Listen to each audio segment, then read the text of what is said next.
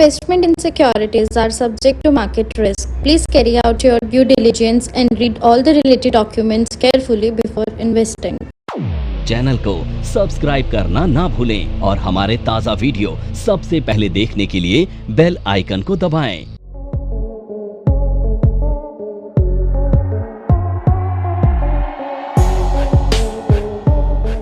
अब इंडिया के अंदर ना 4 मेजर करेंसीज ट्रेड होती हैं।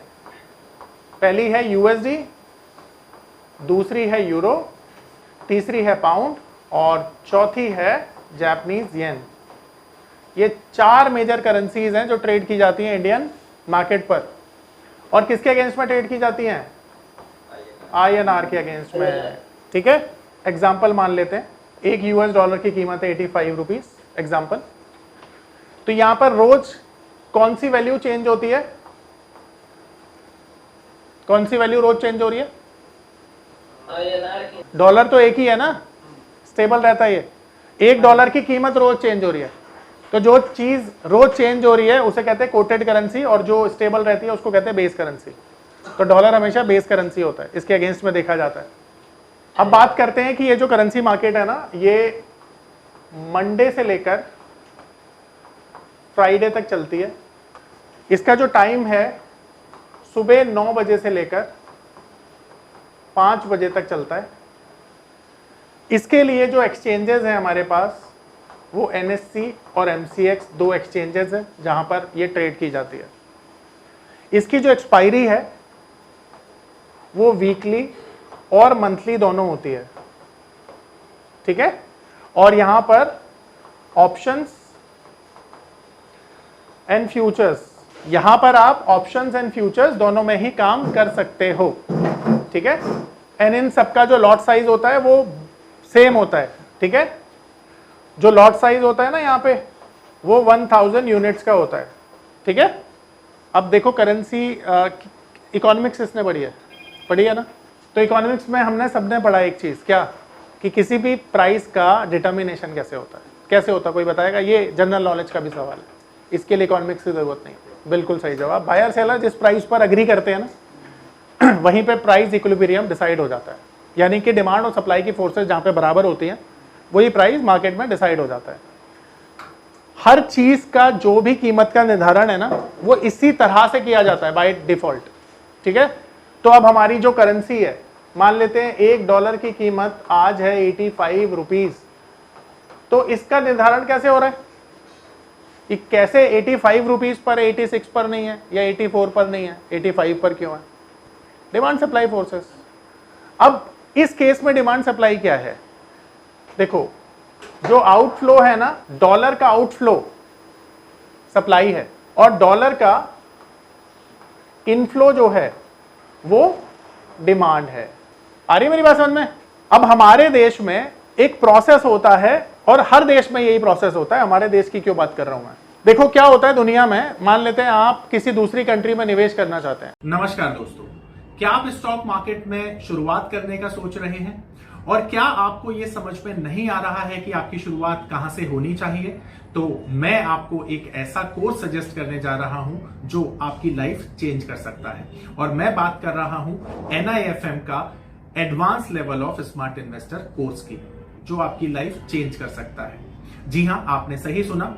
NIFM आपके लिए लेके आया है एक ऐसा शानदार कोर्स जो आपको बताएगा कि किस तरह से आप स्टॉक मार्केट में सक्सेसफुली पैसा कमा सकते हैं। और ये कोर्स है advance level of smart investor. Advance level of smart investor course आपको हर छोटी से छोटी और बड़ी से बड़ी मार्केट की बारीकियों के बारे में जानकारी देता है, और ये सभी जानकारियां आपको इस मार्केट में पैसा कमाने में बहुत ज्यादा मददगार साबित होती हैं। तो इस कोर्स को करने के बाद आप मार्केट में सक्सेसफुल ट्रेडर और सक्सेसफुल इन्वेस्टर बन सकते हैं। मान लेते हैं आप अमेरिका में जाके ना एक घर खरीदना चाहते हैं, तो इंडियन रुपीज में घर खरीदेंगे क्या? US डॉलर में खरीदेंगे ना। तो US डॉलर आपको कैसे मिलेंगे? एक्सचेंज करना पड़ेगा। अब एक्सचेंज करने के लिए आपको $1 के लिए कितने रुपए देने पड़ेंगे? 85 रुपीज ना, इसी को एक्सचेंज रेट बोलते हैं।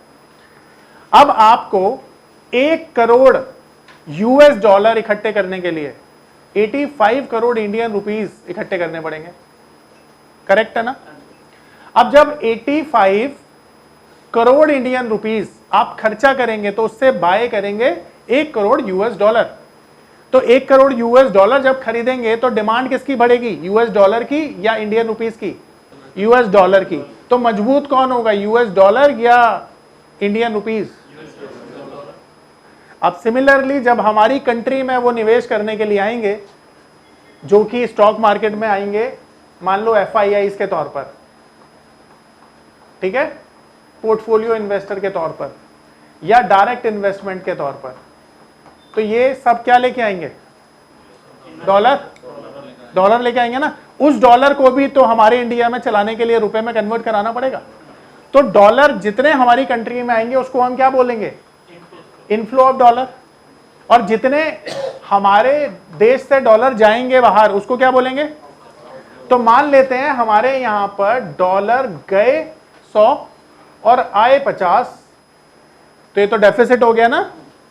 तो हमारे यहां पर डॉलर ज्यादा गए और आए कम, तो हमारी करेंसी इस केस में स्ट्रांग होगी या वीक होगी? शाबाश, वीक होगी ना।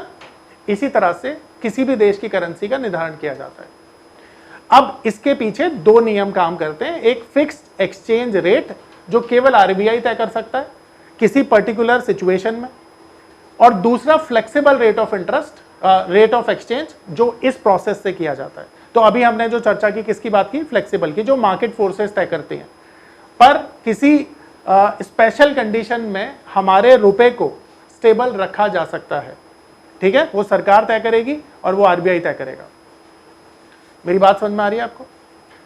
अब अगर आप करेंसी में काम करना चाहते हैं तो आपको सबसे पहले फोकस किस चीज पे करना पड़ेगा? एग्जैक्टली तो उन फोर्सेस को काम करना पड़ेगा ना जिनसे डिमांड बढ़ेगी हमारे इंडियन रुपीस की, तो रुपया मजबूत हो जाएगा। टेक्निकल चार्ट भी काम करता है पर फंडामेंटल भी काम करते हैं इस चीज में। देखो, सबसे पहली चीज जो करेंसी को इफेक्ट करते हैं ना, वो हमारे होते हैं जीडीपी के डेटा। अब हमारी कंट्री में आपने देखा होगा कि जीडीपी हाईएस्ट है। आप अगर कंपेयर करेंगे ना तो हाईएस्ट जीडीपी हम लोग प्रोड्यूस कर रहे हैं।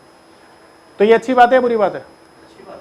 ये पावर ऑफ नंबर थ्योरी इतनी बेहतरीन थ्योरी है कि इसे करने के बाद आप एक अलग अनुभव करेंगे और आपको लगेगा कि शायद इसी चीज की आपको तलाश थी। बहुत सालों की ट्रेडिंग के बाद, इन्वेस्टिंग के बाद आपको शायद ऐसे प्रोडक्ट की जरूरत थी जो मार्केट में आपको वो कॉन्फिडेंस दे पाए, जिस कॉन्फिडेंस के साथ आप रोज पैसा कमा पाए और जितना आप चाहें उतना पैसा कमा पाए।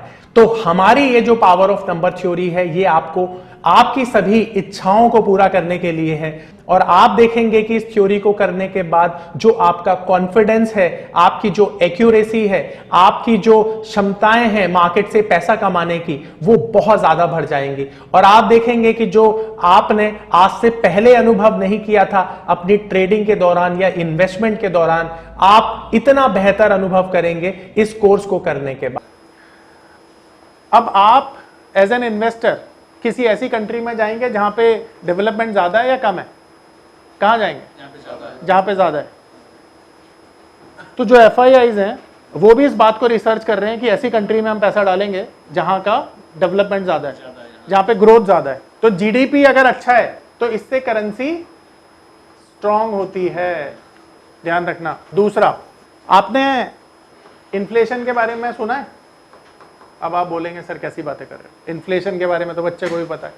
बताओ फिर क्या होती है इन्फ्लेशन, है ना? एक्चुअली में क्या होती है? महंगाई तो उसका हिंदी वर्जन हो गया, बिल्कुल ठीक, ठीक है। जब जनरल प्राइसेस के गुड्स इंक्रीज हो जाते हैं उसको महंगाई कहते हैं। जैसे 100 रुपए की मिलने वाली चीज अगर कुछ दिनों बाद या कुछ सालों बाद 105 की मिलेगी तो महंगाई है, बिल्कुल सही जवाब। अब आपको पता है कि ये जो महंगाई है ना, ये आपकी करेंसी को वीक करने का काम करती है। पता है आपको कैसे? अगर कोई चीज 100 रुपए में मिल रही है और उसी चीज के लिए आपको फिर 105 रुपए खर्चा करने पड़ जाएं, तो आपकी करेंसी तो वीक हो जाएगी ना। नहीं समझ में आ रहा? अभी तूने 40,000 फीस दी है, 50,000 दे दे, तेरा नुकसान हुआ नहीं हुआ? तो ऐसे ही एक तेरे पास 100 का नोट है, अब वो जो 100 रुपए की चीज थी अब 110 रुपए की आ रही है, तो किसकी कीमत कम हुई? रुपए की कीमत कम हुई ना। आ रही मेरी बात समझ में? तो महंगाई से क्या होता है? आपकी करेंसी वीक हो जाती है। महंगाई किस वजह से बढ़ती है पता है? इन्फ्लेशन किन वजहों से होती है? सबसे पहले कुछ नेचुरल रीजन हो सकते हैं। आपने देखा कि पंजाब में क्या हुआ, 5 लाख किले जमीन बर्बाद हो गई।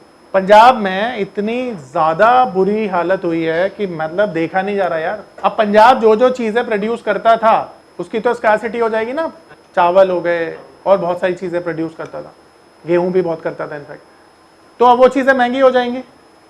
तो नेचुरल कैलामिटी की वजह से भी चीजें महंगी होती हैं, ठीक है, यानी नेचर की वजह से भी कभी कभी क्या होता है, चीजें महंगी हो जाती हैं, एक रीजन। और दूसरा युद्ध, समझते हो, वॉर की वजह से भी चीजें महंगी हो जाती हैं। अब आप बोलोगे सर वॉर कैसे महंगी करती है? देखो जब भी वॉर होती है ना, पेट्रोल डीजल के प्राइसेस बढ़ जाते हैं, ठीक है, तो मैं लिख देता हूं यहां पे, क्रूड ऑयल की वजह से, और चौथा है मॉनसून, ठीक है।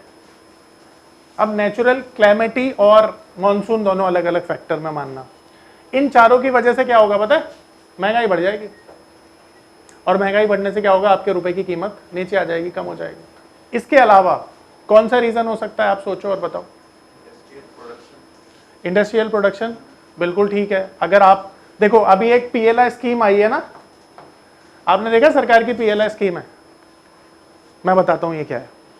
बेसिकली आप जितना प्रोडक्शन करोगे ना उतना सरकार आपको इंसेंटिव देगी, ठीक है।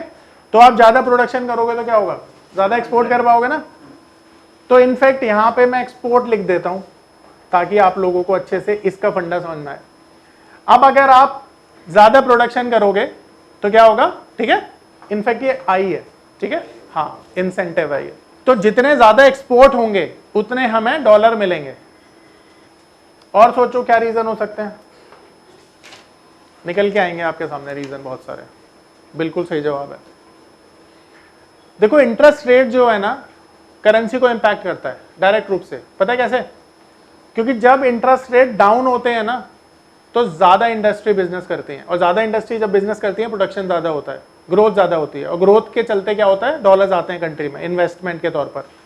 और जब भी इंटरेस्ट रेट हाई होता है तो क्या होता है, परचेजिंग पावर को कम करने के लिए आरबीआई से कहता है, फंडामेंटल में पढ़ाऊंगा मैं। तो इंटरेस्ट रेट जब भी हाई होगा तो जो इंडस्ट्रीज होती हैं डिमोरलाइज होती हैं लोन लेने के लिए, और जब लोन नहीं लेंगी तो एक्सपेंशन भी नहीं होता, प्रोडक्शन भी कम होता है, हायरिंग भी कम होती है, स्पेंडिंग भी कम होती है, उसके चलते इकोनॉमी नीचे आती है, ठीक है। तो इंटरेस्ट रेट भी एक बहुत बड़ा रीजन है। तो इंटरेस्ट रेट का नीचे जाना पॉजिटिव है, ये इस तरह से लिखना आप लोग। टूरिज्म आ सकता है, अगर टूरिज्म को बढ़ावा दोगे, देखो एक कंट्री है हमारे यहाँ पे नहीं, हमारे पड़ोसी दुबई, टूरिज्म पे ही चल रही है ना। तो टूरिज्म से क्या होता है ना, करेंसी आके खर्च करेंगे इंडियन रुपीज, डिमांड बढ़ेगी, डॉलर देके जाएंगे। मेजर रीजन यही हो सकते हैं, ठीक है।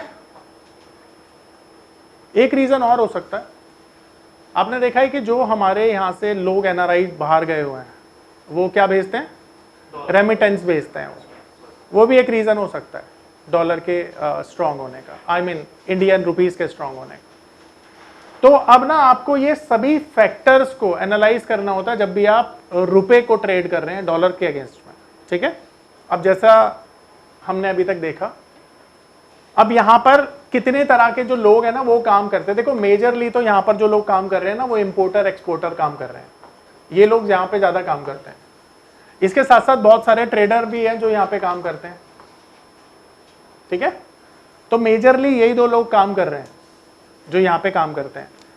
पर ये काम किस तरह से करते हैं, हेजिंग करके करते हैं ना, तो यहाँ पे हेजर भी एक कैटेगरी हम डाल देते हैं, ठीक है। तो ये 3 कैटेगरी हैं जो यहाँ पे काम कर रहे हैं।